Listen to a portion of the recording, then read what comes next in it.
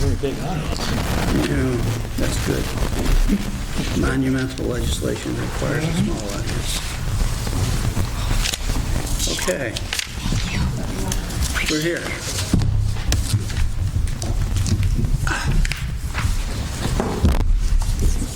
Good morning, everybody.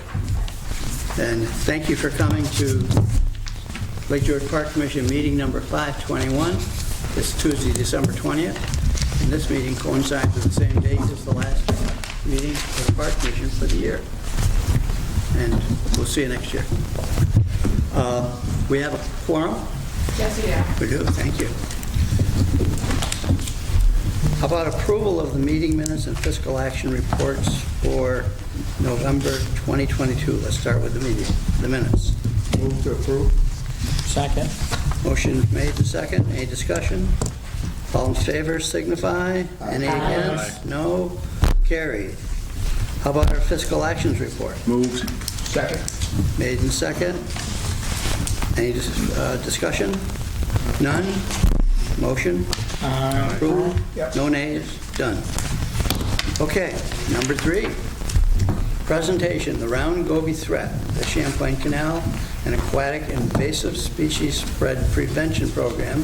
And David, would you like to introduce it? Yeah, thank you, Mr. Chairman. So Eric is back there today. I don't think I've actually met Eric in person yet, but he did come out on our Asian clam boat this year with both Justin and Jason.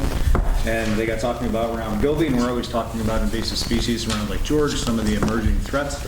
And we don't often talk about other things than plants. You know, sometimes it's quagga mussel or zebra mussel or something like that, but we really haven't gotten too much into the other threat, which is fisheries. So if you've ever popped onto YouTube and watched the Asian carp threat facing the Great Lakes, it's a massive multi-billion-dollar concern and deal. So we watch it from afar, and sometimes we don't realize these things can be threatening to our own areas. And round goby is something that I've heard on the periphery. Nick Bodley from the Basin Program talks about it quite often. And when Eric was talking to Justin on the boat, Eric said, maybe I can come in front of the board and just kind of talk about this for a little bit. And I said, I think that would be a good idea just for something interesting to hear about and just kind of be aware of. So it made sense that Justin and Eric kind of connected because Justin manages the day-to-day of our boat inspection program, and we do check bait buckets, but another little diligence is always warranted. And so we appreciate Eric coming here to talk to us about that today.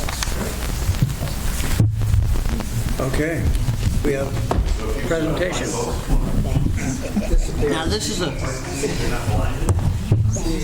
Would you like me to just right? Let me see. You probably have your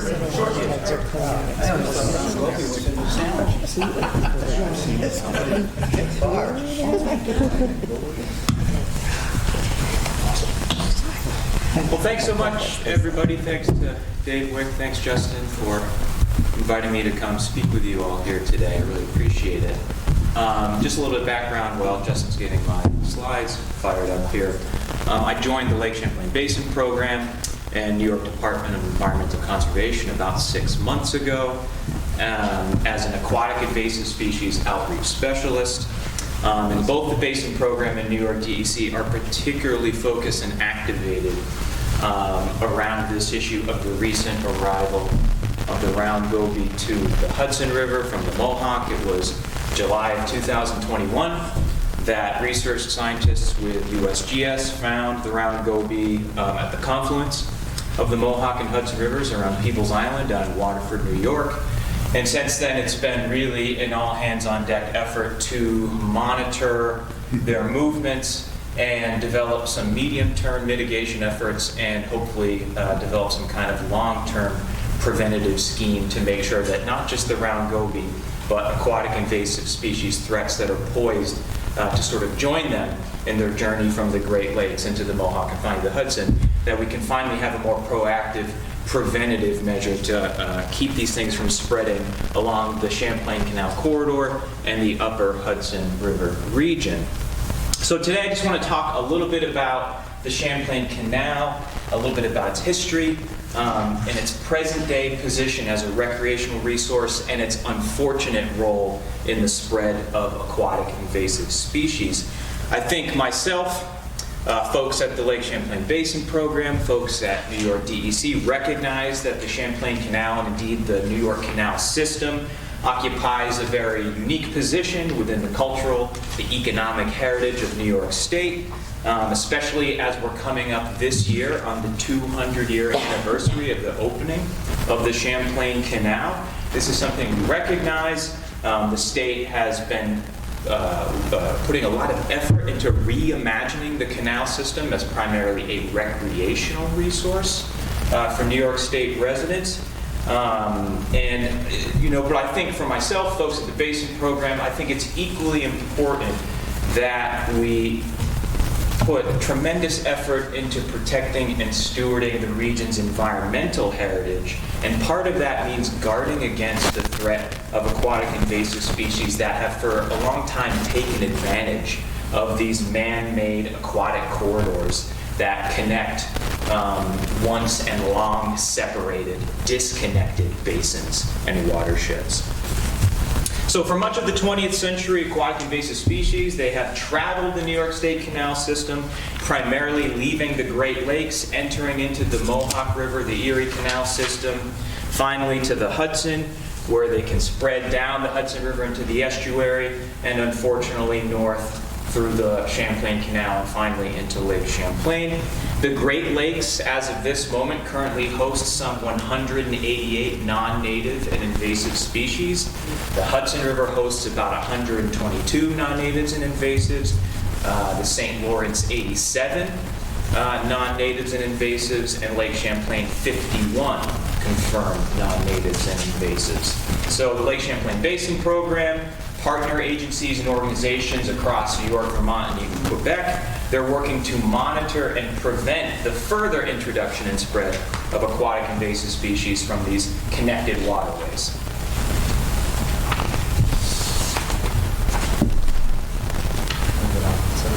Yes. Justin might need some technical assistance here. The laser is not working very rapidly.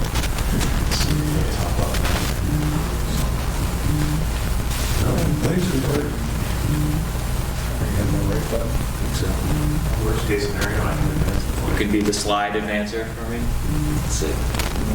Or it's just stuck for other reasons. We get the Jeopardy music going. Yeah, sure. Well, I'll just kind of keep going and we'll see if we get these fired up here. So, brief history about the Champlain Canal. Historically, there were a series of rapids, natural obstructions that would have prevented boats from navigating along the Hudson River above the junction of the Mohawk and Hudson Rivers, what is today Waterford, New York. There were additional rapids further north in Schuylerville, Fort Miller, Crockers Creek, Baker's Fall, where the river drops some 80 feet over the course of a mile. Thank you, Jessica. Cool. Traditionally, indigenous peoples, Euro-American settlers paddling this stretch of the Hudson River would have to, thank you so much, would have to carry their canoes around these portages, around these riffles, these falls, in order to travel further north above the junction of the Mohawk. So the history of the Champlain Canal is tied into the broader transportation revolution of the early to mid-19th century in the United States, part and parcel of a larger, broader market revolution that expanded commercial activity across the region from urban seaports into the countryside, eventually into factory towns that would harness water power for industrial manufacturing. So an essential component of this national project required infrastructure improvements to connect inland sites of production, rich with resources, with coastal sites of commerce and consumption, typically urban seaport markets. So the watershed moment, I suppose pun intended for the sake of my talk here, came in 1812, the War of 1812. A U.S. federal trade embargo with Great Britain and British Canada. U.S. policymakers, federal governments interested in figuring out a way they can redirect trade south. So as you can imagine, transporting goods and people over land. Would have been incredibly difficult, expensive. Folks sort of living on the sort of northern periphery of New York State, Vermont. Most of the trade's going north to British Canada. So U.S. federal government's figuring out how can we redirect that trade to domestic markets further south. And the answer is the Champlain Canal. So work began on the Champlain Canal in 1817, south of the town of Whitehall. By the following year, 12 miles of canal and towpath were opened. By 1819, the Champlain Canal was opened from Whitehall to Fort Edward, and by 1821, the canal extended all the way down south of Schuylerville. Official opening was September 10th, 1823. This was the first segment of what we know today as sort of the extensive New York State canal system. A series of 20 locks. The canal opened 66 miles of the upper Hudson River commercial navigation.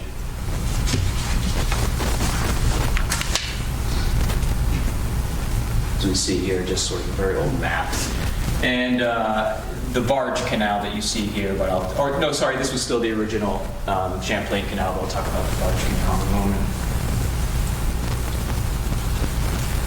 So as I mentioned, the Champlain Canal provided residents of Vermont, northeastern New York with manufactured goods and raw materials that had previously cost a great deal to ship north to these communities. And then agricultural industry, extractive industry, timber cutting, stone quarrying, iron mining, all of a sudden they have an opportunity to ship their freight down to domestic markets south.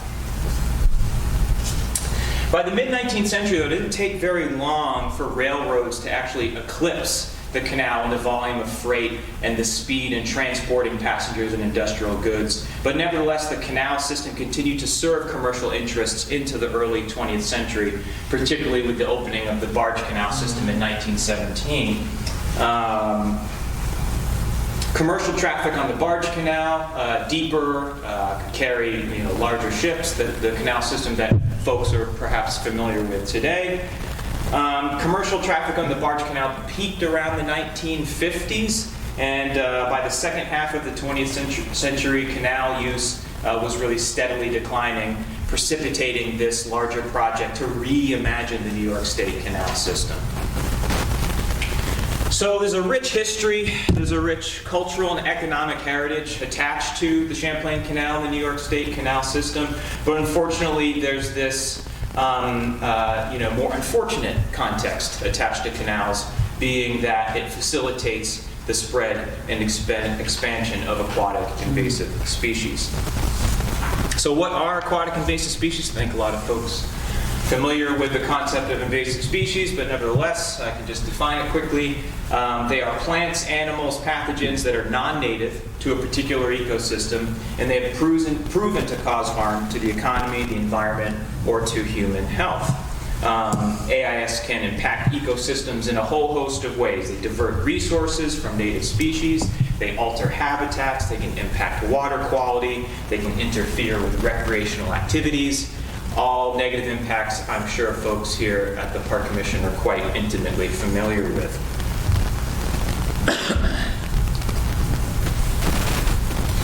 So for Lake Champlain, the timeline of initial introductions of these aquatic invasive species goes back pretty far into the mid-20th century here with water chestnut, Eurasian water milfoil, zebra mussels, alewife, some of the more recent introduction of spiny water flea, fishhook water flea. I'm not sure if Lake George is dealing with those. We have spiny, we do not have fishhook, yeah. Correct. So we happen to know that zebra mussels and water chestnut entered Lake Champlain through the Champlain Canal. But of course, the canal is not the only pathway that facilitates the expansion and spread of aquatic invasive species into the lake itself. Other AIS introduction pathways, initial introductions often occur from ballast water from transatlantic cargo ships, coming into the St. Lawrence Seaway and then ultimately into the Great Lakes, releasing their ballast water. Although I understand there's some regulations around ballast discharge now that are relatively recent phenomena. So for much of the 20th century, there's introductions through ballast water that's really unregulated, unfettered. access to the Great Lakes and the St. Lawrence Seaway. As I mentioned, canals, connected waterways, recreational watercraft, something that I understand that the Park Commission is very invested in preventing. AIS spread through recreational watercraft, through fishing gear, bait buckets, through aquarium dumping as well, some of the more common vectors of AIS spread.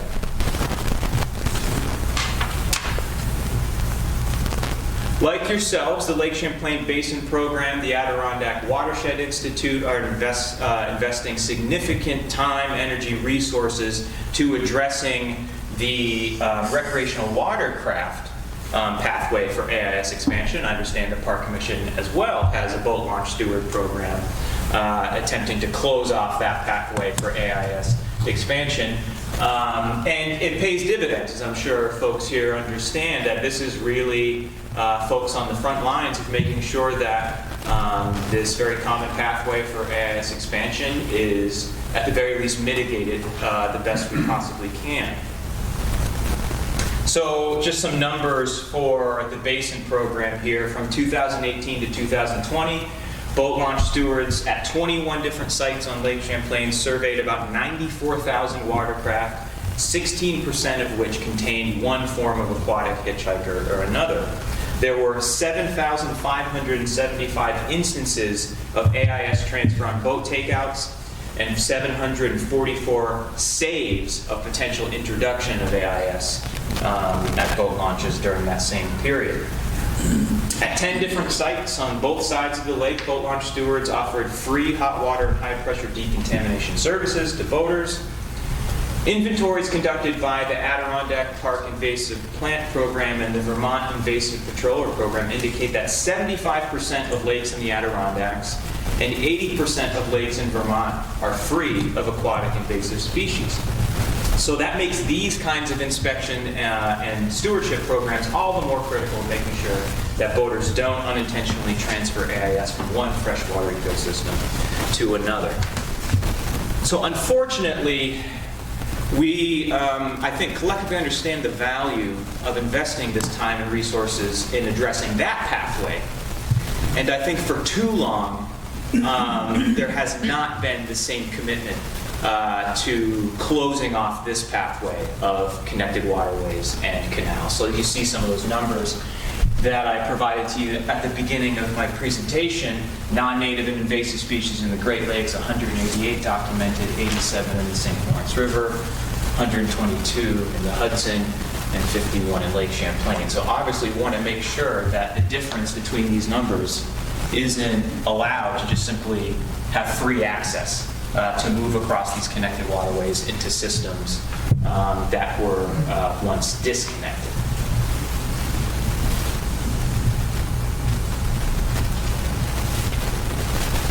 Some immediate threats on the horizon for not just Lake Champlain, but I would think Lake George as well. Hydrilla, quagga mussels, northern snakehead. Some of these species of what were once called Asian carp are sometimes referred to as jumping carp today. Some of the specific ones, silver carp, big head carp.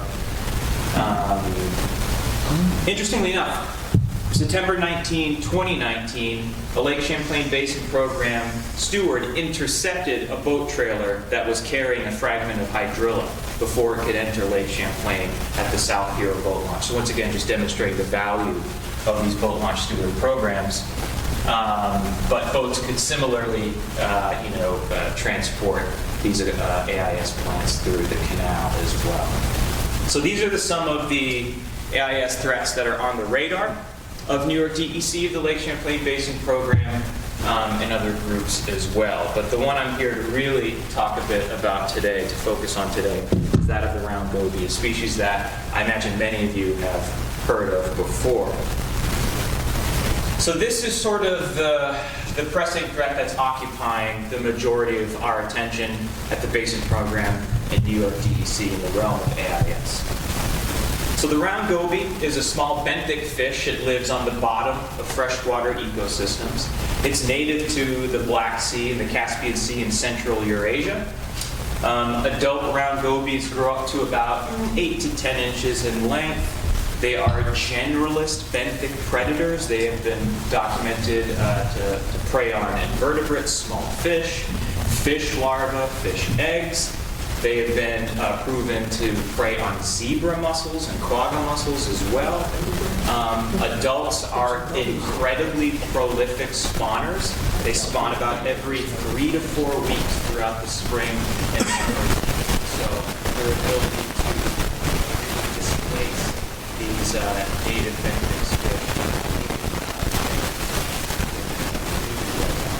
because of just the incredible rate at which they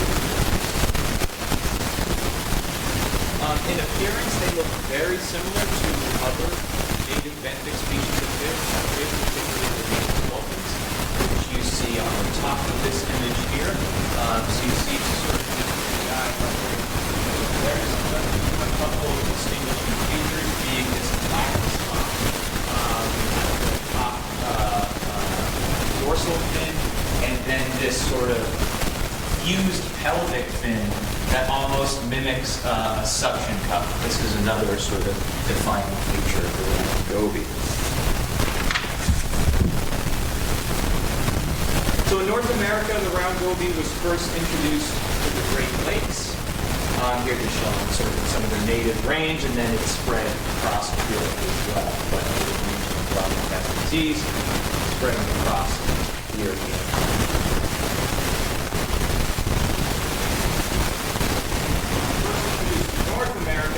To the Great Lakes, ballast water discharge from these large transatlantic ships sometime in the late 80s, early 90s. Additional introduction was likely to have occurred in spaceflight and potentially transferred by recreational boaters as well. First discovered, though, in Lake St. Clair in 1990, which connects Lake Huron and Lake Erie. By 1995, the round goby spread across all 5 Great Lakes. Because the goby has such an incredibly high reproductive rate, females lay eggs about every 20 days, maybe in September, they quickly outcompeted and displaced native benthic species across the Great Lakes. Across the Great Lakes and established inland waters, densities on the lake floor has reached, in some locations, 100 plus gobies per square yard of the lake bottom. So the map you see here of round goby distribution from 1994 to 2019, I think sort of demonstrates this very disturbing capacity that the goby has to colonize, to take over these freshwater ecosystems and expand their range not very long after initial introductions.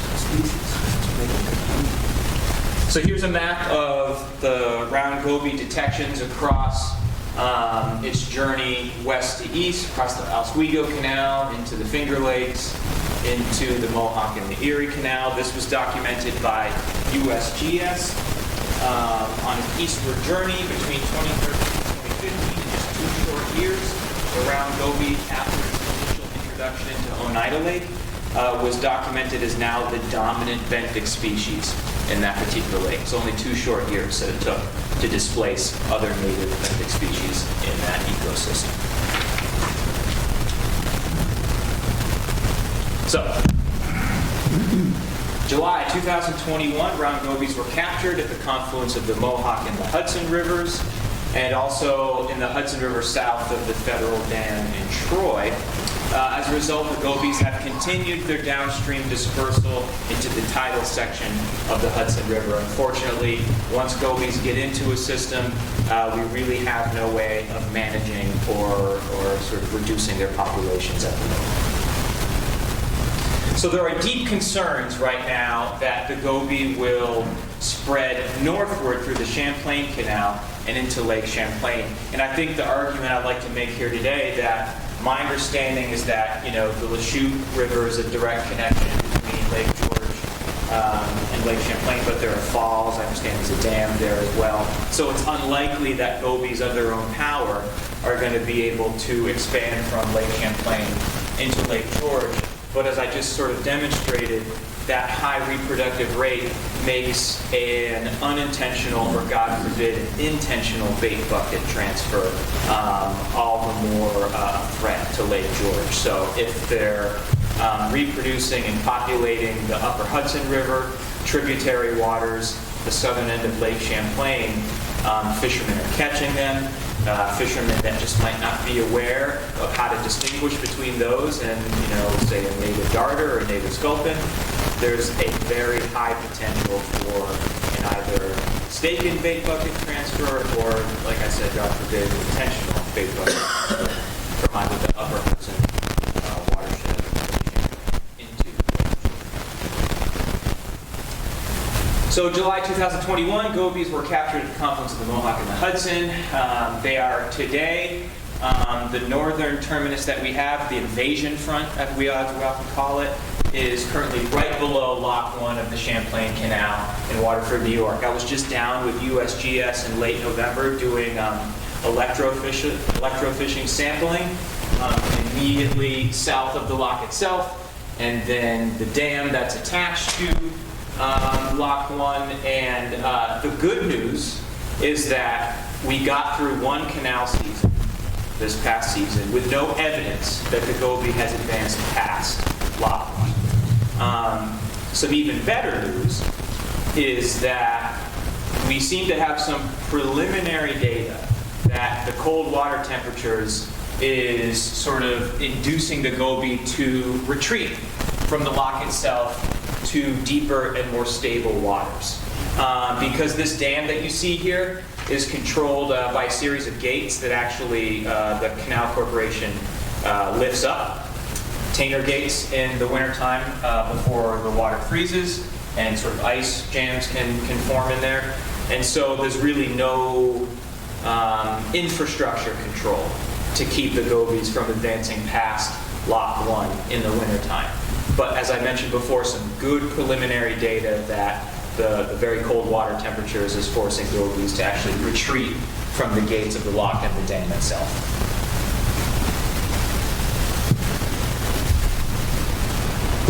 So, just a few ecosystem impacts that folks may or may not be familiar with. The goby is a voracious eater. We have evidence that it will eat other eggs, species of fish eggs. The one thing that is a bit unsettled in the scientific literature is whether that egg predation is additive on top of other benthic species that eat fish eggs, or is it compensatory? In other words, after displacing other benthic species, is there something of a leveling off in terms of egg predation because we're displacing species that could also eat fish eggs? So this is something that's a bit unsettled scientific question as to whether that egg predation adds to the pressure on native species reproductive rates, or to just sort of compensate for their displacing other native species that would also occur. Some other ecosystem impacts here, as I mentioned, just in addition to this incredible high reproductive rate that tends to displace other species, there's this tendency to reduce native biodiversity through negative vegetation.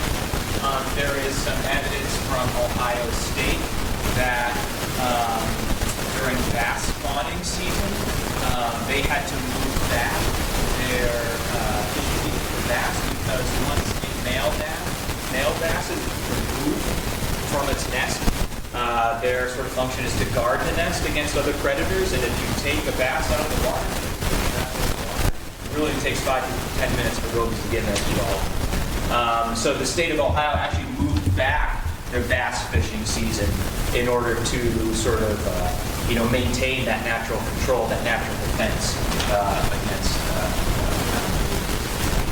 disease transmission. Round gobies have been documented as a vector for a virus known as viral hemorrhagic septicemia, VHS as it's often known. This has been linked to mass fish kills, mass fish die-offs in the Great Lakes and other places. So the USGS, in addition to conducting eDNA sampling, electrofishing, trawling for the round goby in the Hudson River, they're also testing gobies for the presence of VHS as well. Disease carriers, gobies are vectors for avian botulism, primarily because because of their predation on zebra mussels. So as we all know, I imagine folks, zebra mussels as filter feeders filter out the good stuff, and they filter bad stuff as well, right? Bacteria, heavy metals, what have you. When gobies eat that, they transfer those nutrients or bacterias up the food chain, and fish that prey on, or sorry, birds that prey on gobies, we've seen mass bird diets concentration of bacteria and acid. So any number of, really kind of terrible impacts that are documented to accompany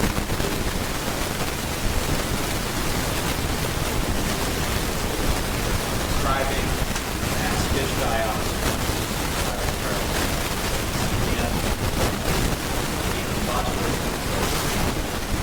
on zebra mussels, quagga mussels.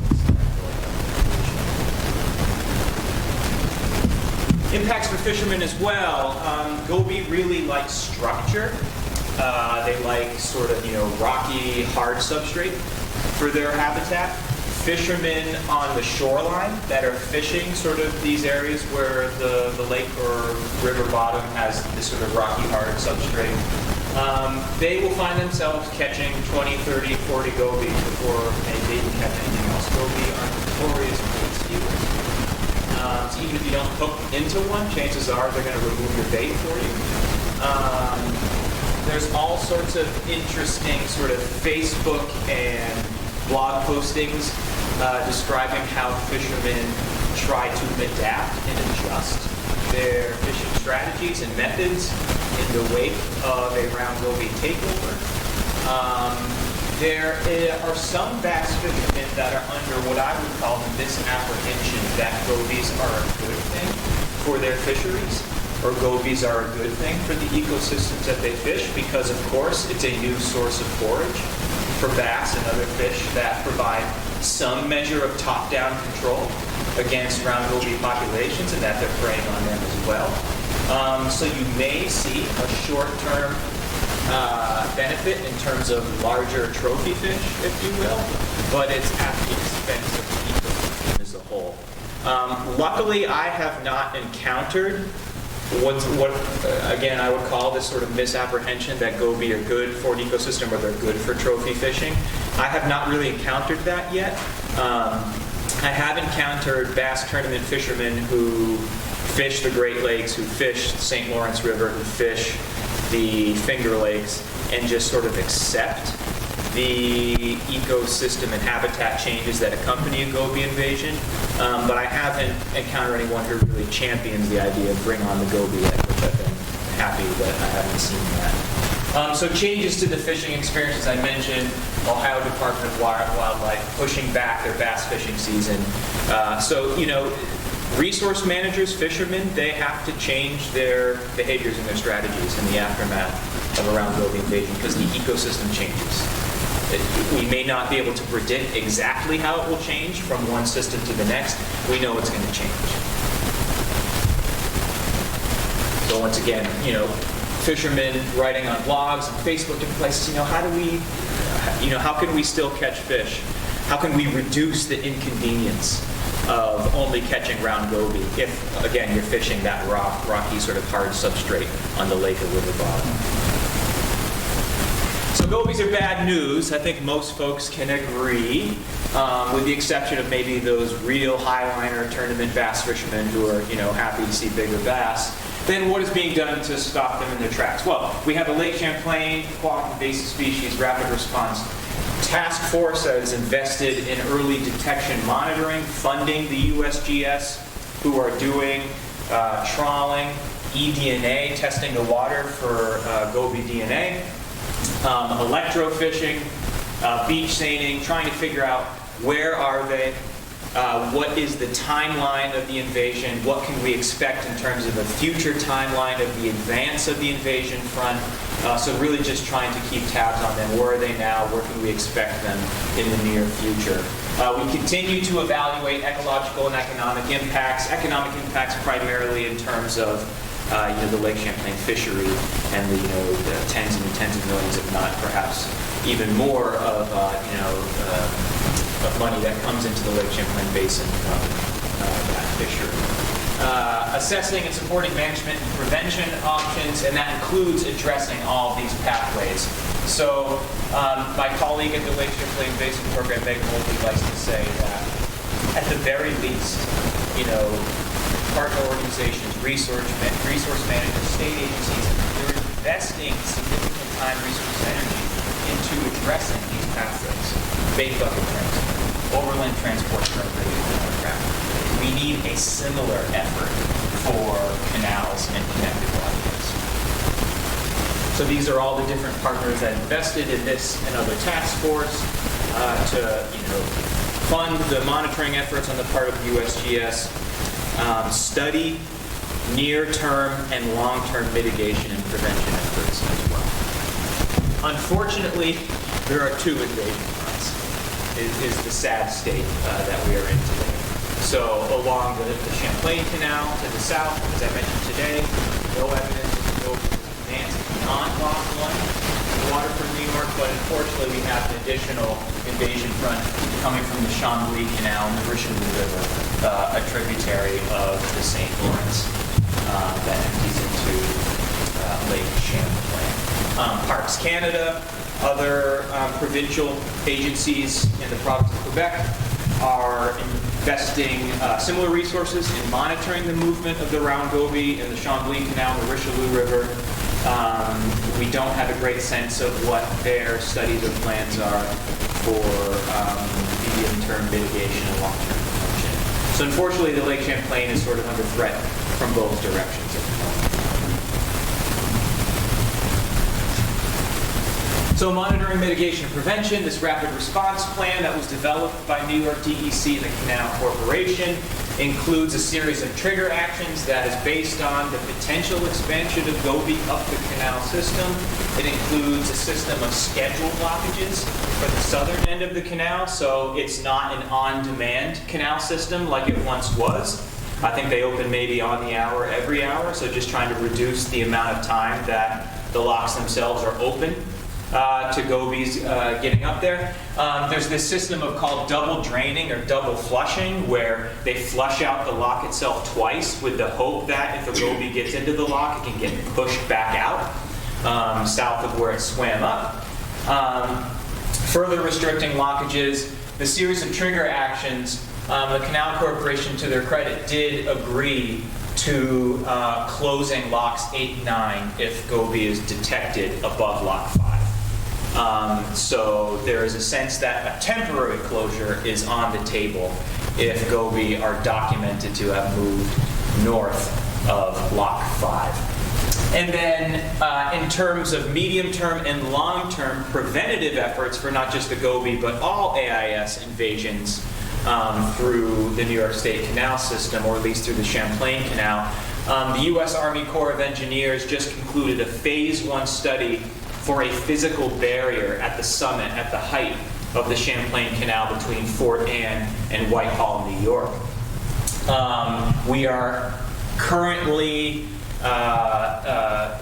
debating or in a conversation about the scope of work for Phase 2, which will essentially take one or two of these different alternatives, an alternative being to doing nothing.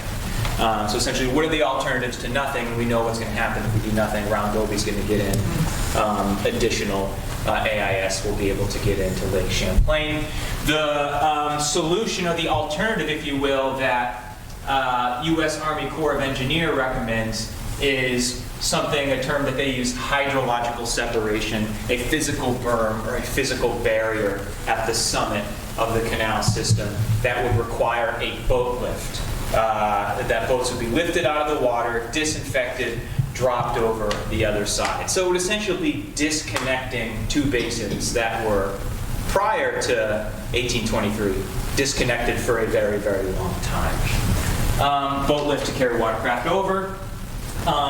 Any commercial traffic on the Champlain Canal, that's the interest that is most likely to be impacted by this alternative that's being proposed by the U.S. Army Corps of Engineers, of which there is very little, if not none, right now, is my understanding, commercial traffic on the Champlain Canal. So this would be the more permanent, proactive solution to address canals as a pathway for AIS expansion into Lake Champlain, into tributary waters of the Hudson, into other areas of this larger Upper Hudson River region.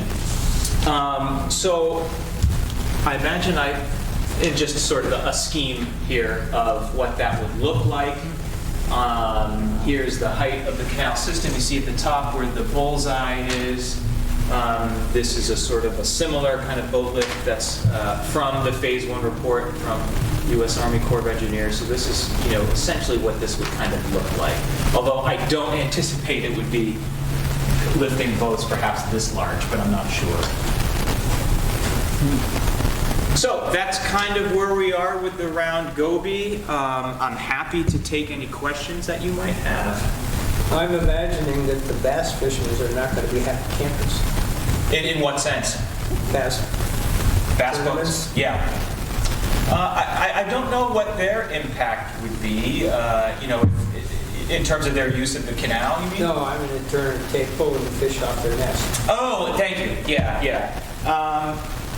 The goby aren't in any of these systems yet, so, DEC has not felt there's any reason to push back, bass fishing season.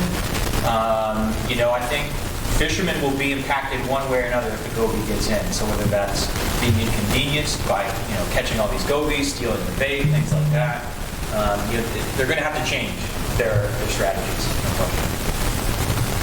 Draining the Erie Canal in the winter, does that have any impact with, freezing water, freezing it? Gobies aren't, for gobies or, for gobies. They're pretty sedentary in the wintertime is the best evidence that we have. They look for sort of stable, deep waters and they kind of hunker down.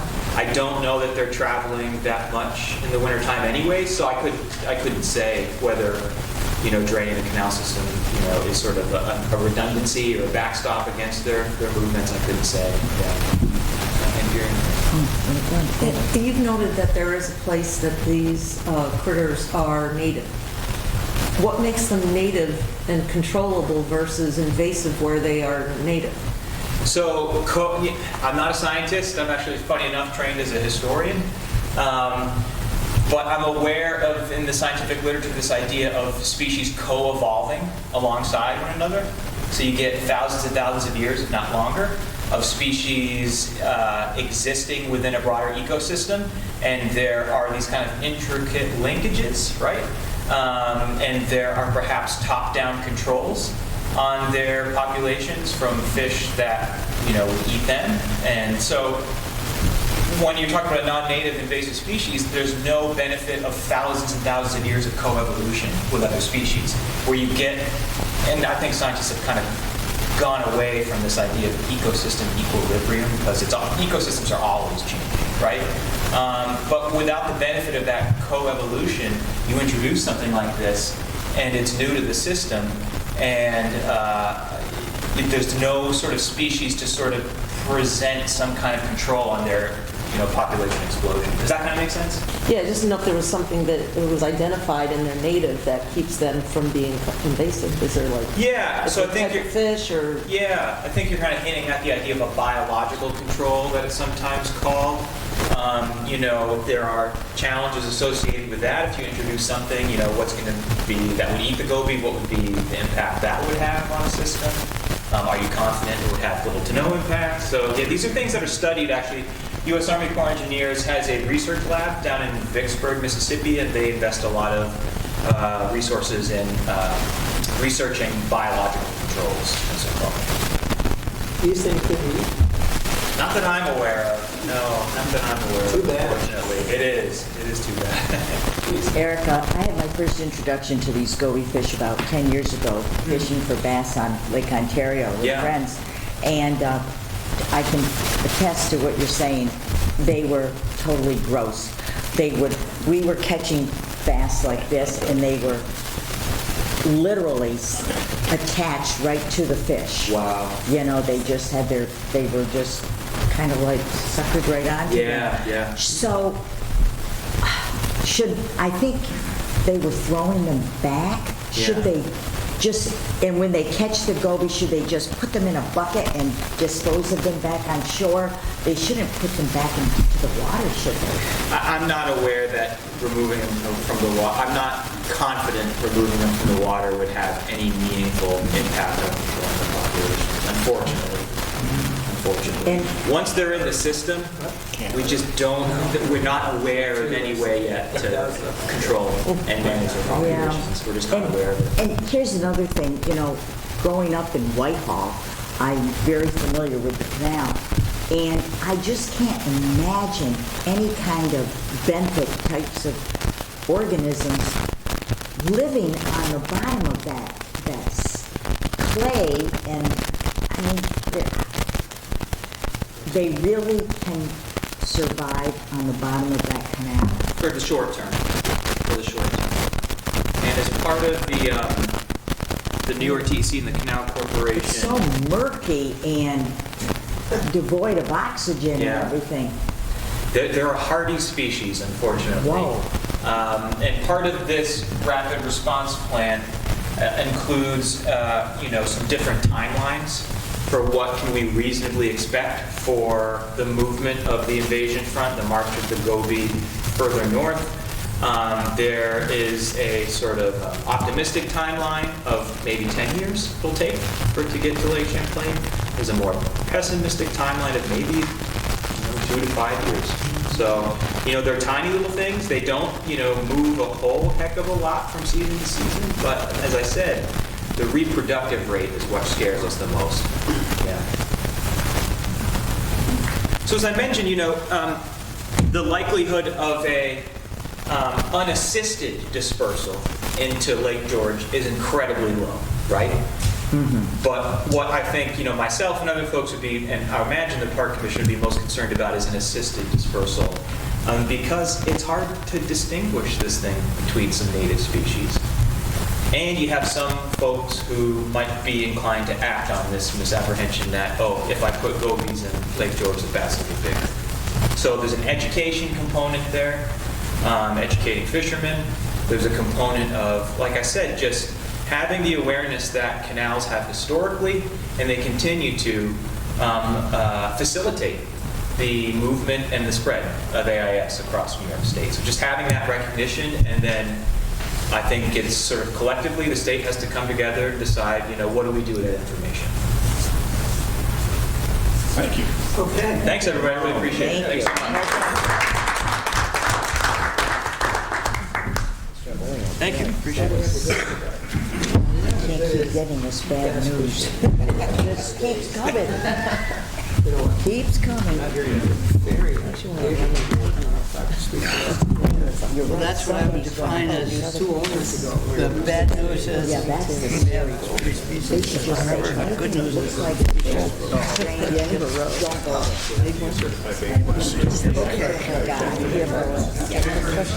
there. And we use caution. They put in the real they like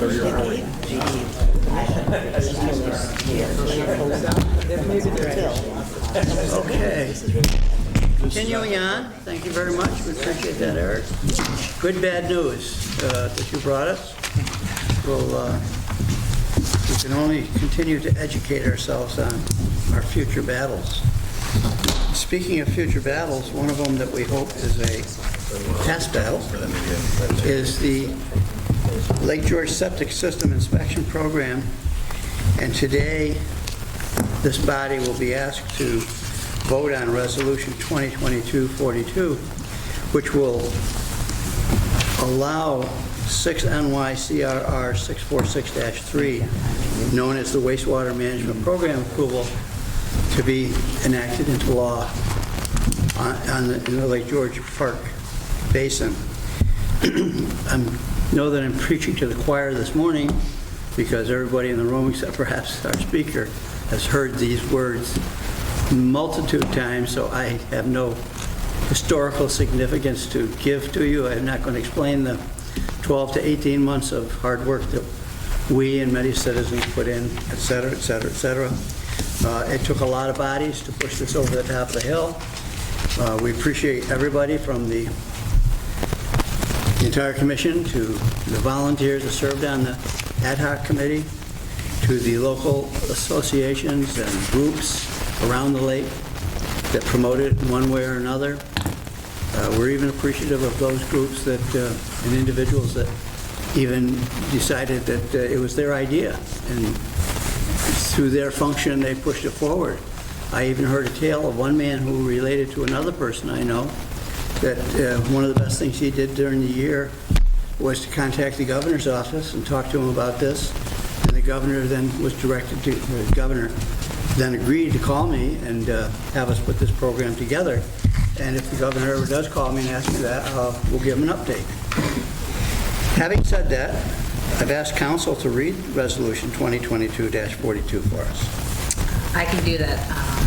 Before we do that, I just want to, kind of just let folks know that we have the assessment for public comment. The public comment was all taken, and pursuant to the State Administrative Procedure Act, the staff put together all of the public comments with the transcript of the public hearing, and that's all together in a document, which I think is on our website at this point. It's on the Park Commission's website at this point.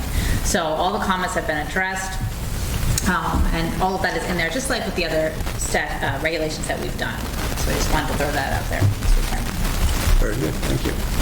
So there's and they asked me to read this because it's long, so I apologize. Resolution 2022-42, adoption of 6 NYCRR Section 646-3, wastewater inspection and management. Whereas the Lake George Park Commission is established and authorized by Article 43 of the Environmental Conservation Law to provide a means for the people who reside or visit within the Lake George Park to preserve, protect, and enhance the unique natural and scenic resources of the lake. And whereas the Commission seeks to adopt rules and regulations in conformity with the provisions of the Environmental Conservation Law, including Section 43-0110, requiring promulgation of rules and regulations relative to the discharge of sewage and treated sewage effluent onto the land or into the groundwater of the park to ensure optimum protection of ground and surface waters within the park, including sewage or treated sewage effluent applied to the soil or entering the groundwater through runoff, seepage, percolation, spray irrigation, and ground and spring water flow through rulemaking pursuant to the State Administrative Procedure Act. And whereas the Commission authorized the publication of the Notice of Proposed Rulemaking with supporting documentation under the State Administrative Procedure Act for the proposed regulations to LGPC, designated 6 NYCRR Section 646-3.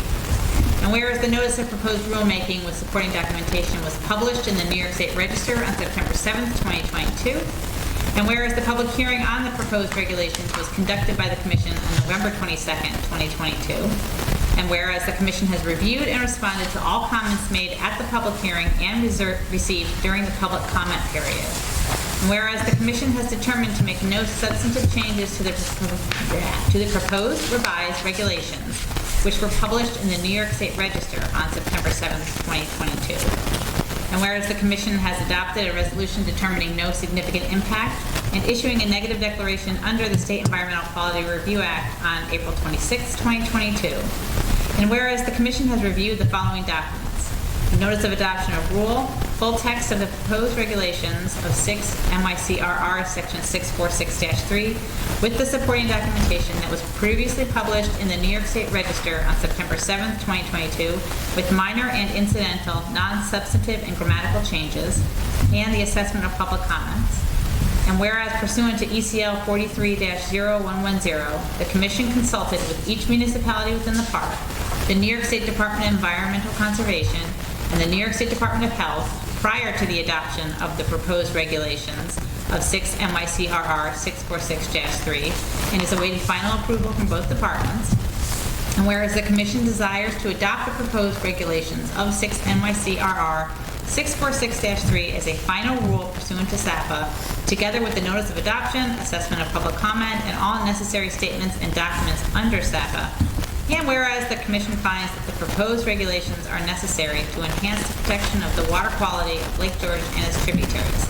Now, therefore be it resolved that the proposed regulations regarding wastewater inspection and management to be found in 6 NYCRR 646-3 are hereby adopted as the final rule under SAPA of the Commission.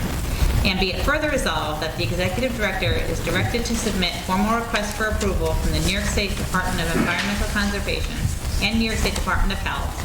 And be it further resolved that upon receipt of formal approvals from the New York State Department of Environmental Conservation and New York State Department of Health, the Commission hereby authorizes the Chairman or Vice Chairman, Executive Director, and Council to file the Notice of Adoption of Rule, the text of the adopted rule, and all necessary supporting documentation to the Secretary of State for publication in the State Register.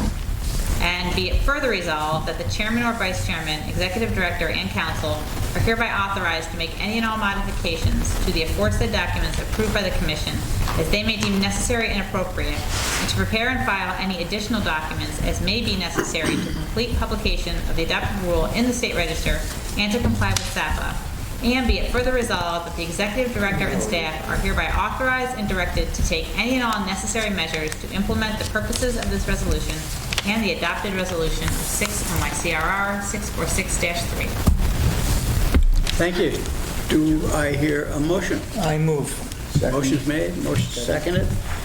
I'm assuming, I'll ask anyways, is there any discussion? Hearing none, I think we'll do a roll call vote because of the importance of this. We'll start with you, Commissioner Mason. Yes. Yes. Yes. Yes. Yes. Yes. Yes. Yes. Yes. Yes. Yes. Yes. Yes. Yes. It's unanimous. It's carried. It is now law. Great step forward. Lake George Aquatic Invasive Species Prevention Program staffing. Justin, you have some comments about that? Yeah, so currently the staffing contract for the boat inspection program is set to expire before the start of the next boat inspection season. So the Commission requested bids from various staffing agencies across the state and beyond for staffing services for the 2023 through 2026 boating seasons. And we received 7 different bids from 7 different agencies. And Wayne Federal Solutions came back with the lowest bid. And so we're hoping today to move forward with entering into a contract with that business. Very good. If I might add just a quick comment, is Justin and Roger did a nice job of outreaching this, and several firms responded, and our rate went down by about 8 percentage points over where It's a little under 8, but somewhere in that general range. Either way, it's going to equate to tens of thousands of dollars of savings to the Commission and partners in doing this, so congratulations to them and getting the word out to other firms that may not have otherwise. Thanks. We have a good staff, good gang. Do you have a resolution, Mr. Stanek? Yes. Resolution 2022-43. Whereas the Commission released an invitation for bid to temporary employment service providers regarding staffing for the 2023 to 2026 Lake George Park Commission boat inspection seasons, and whereas the IFB was advertised on the New York State Contract Reporter website with bids due November 21st, 2022. And whereas the Commission received a total of 7 bids in response to the IFB, with lowest cost provider being Lane Federal Solutions Incorporated. And whereas the Commission finds the bid provided by Lane Federal Solutions Incorporated responsive to all requirements set forth in the IFB, and the Commission finds it is best interest to enter contract with Lane Federal for the aforementioned services for a total of 4 seasons of boat inspection program, staffing not to exceed $2,400,000. Now therefore be resolved that the Commission authorizes the Executive Director to execute a contract with Lane Federal Solutions Incorporated, subject to review and approval of the New York State Controller and the New York State Attorney General for staffing needs of the 2023 through the 2026 boat inspection season. So moved. Second. Any discussion? All in favor, signify. Aye. No nays? Carried. Next, remembering Jim Neshaw.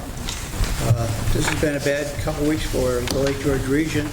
I also must mention that we're all aware that Jacqueline passed, He was a moving force in the LGA and the old fund. Just the lake is going to miss him terribly. And our Jim Nishaw died just a couple days ago. And John, I didn't get a chance to ask you, would you read the resolution? Sure. Honoring Commissioner Nishaw? Resolution 2022-46, remembering Commissioner Jim Nishaw. Whereas James T. Nishaw, lifelong Lake George Region Community member and leader, joined Lake George Park Commission in 2005 and contributed with distinction for 17 years. And whereas Jim's unwavering service to his community is reflected in a lifetime of thoughtful commitment to the Lake George region and beyond, including his service as a U.S. Navy pilot from 1957 to 1962, commissioned Marine Patrol officer from 1964 to 1968, longtime school principal and superintendent, planning board member, member of the Bolton Rescue Squad, and countless other contributions, both big and small, that follow a man of dignity and conscience.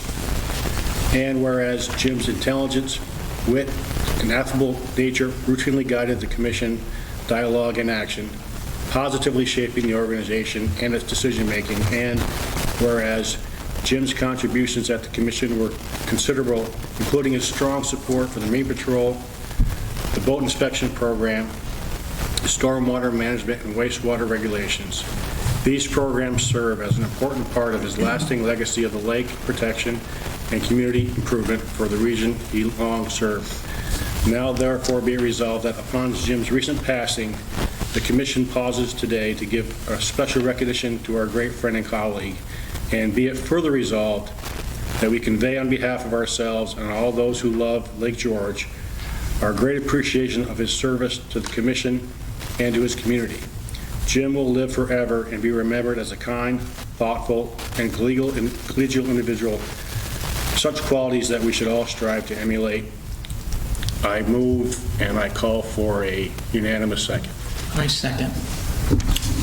Moved and seconded. There's no discussion on it. There should be. All in favor, signify, please. Aye. Aye. That's carried. Jim was just a good friend.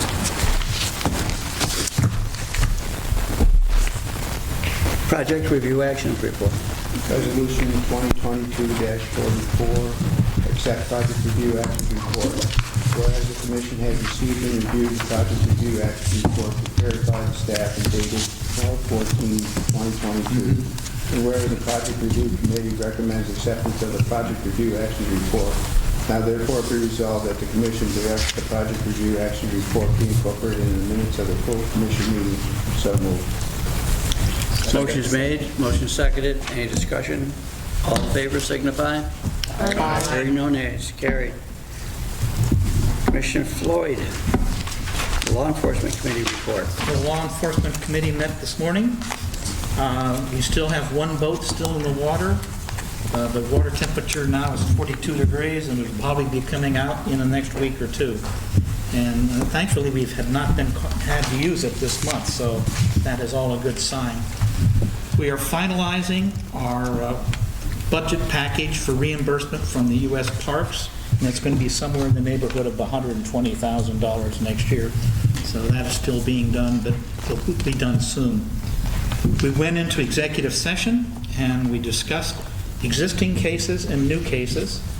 Then we left executive session and returned to regular session, then we adjourned. I have a motion to read, please. Resolution 20-2024-45. The Law Enforcement Committee met on December 20th, 2022, to review matters pertaining to the Lake George Park Commission's Marine Patrol and Commission's law enforcement program, and whereas active law enforcement cases and statuses were reviewed in executive session, and whereas the Law Enforcement Committee has reported on the results of that committee meeting at this full commission meeting, and whereas the Law Enforcement Committee recommends acceptance of this month's law enforcement report, therefore now be it resolved that the commission accepts the report of the Law Enforcement Committee. I so move. Second. Motion made, seconded. No discussion. Carried. Well, let me ask for a vote. You know how presumptuous I can be. Well, that brings us to our favorite. That was, what's the vote? What's You the have to do vote? the vote. We got to make the vote. Oh, did we vote? No. Well, yes. All in favor? Aye. Carried. Let's see if we can get through public comments smoother than that. Anybody here have anything to say to us? Good, bad, or indifferent? Mr. Waterkeeper, I presume? It was your identity that I made you give a couple of weeks ago, a permanent identity for the future meetings for you. As long as you allow me to approach the mic, I guess. There you go. What can you do? Thank you. Chris Nowitzki, Lake George Waterkeeper. I wanted to just express my sorrow over and condolences for the loss of the former commissioner, your colleague for years. That is a great loss, and sorry to hear that. On a better note, I'd like to thank you all for your work on the wastewater regulations and pushing that through as fast as you did. I think that is a great measure and will have a long-term impact for Lake George. So thank you. Happy holidays. Thanks, Chris. Yes. Good morning. Hi, David Miller, Adirondack Council. I just want to thank everyone again, as has been said, for the historic day and the passage of the regulations for the septic inspection program. You truly did it right, and the process was thorough and complete, and I commend you for your efforts, and let's hope it can be a model for other communities or lake systems in this region and in the Adirondack Park. And I wanted to say we're going to continue our efforts on many fronts, but one front to increase septic replacement funding. Last year, you know, I spoke to you about $300,000 and change that was going to Warren and Essex County. Well, last year that was increased to over $600,000 to both of those. But we're informing our contacts that it's going to be much more, and it's going to be a greater need. So we hope to continue to increase that state funding. There's plenty of money in that pot of fund, the septic replacement fund, and we want to work with you. And Dave, wherever you can give us data on where systems have failed or the numbers have, it'll only increase our justification to get more county monies to Warren and Essex County to then go on to homeowners to help replace their systems. So again, happy holidays to all of you, and thank you for your leadership. Thank you. That's the kind of public comment we like. Not that we don't like them all. Good to see somebody from the council. Yes, sir. Good afternoon, Tom Jarrett. I have a quick question regarding the boat inspection program. You're contracting with Lane Federal Solutions, I guess it is, for 4 years. Do you have the capability of reviewing their effectiveness after each year, or is it a solid 4-year contract with no recourse? Are you talking about, so the staffing contract you're saying? Yeah. So the staffing contract is administered primarily by Justin and Roger, and one of the great benefits to the staffing company, whomever they might be that gets selected, is we do all the recruitment, hiring, and training. So for them, it's more of a payroll company, so we haven't had challenges with... So you have hands-on control, basically? We do, 100%. So regular communications, the only challenge sometimes we have is getting payments to our contractors, but that's an internal New York State thing. Not a new problem. But other than that, there's no daylight between Roger, Justin, and our provider, and they've been meeting with that new individual, and we expect that to be hopefully a seamless new contract for a reduced rate, as I mentioned earlier, so we're hoping for great things. Sounds like a win-win. Good, thanks. Good question, Tom. Thank you. Anyone else? Hearing nobody else, I will entertain. I'm sorry? Move to adjourn. I got this here turned in. Move to adjourn, it's done, and we are. I take a unanimous vote on that. You guys just wait till the end. Check on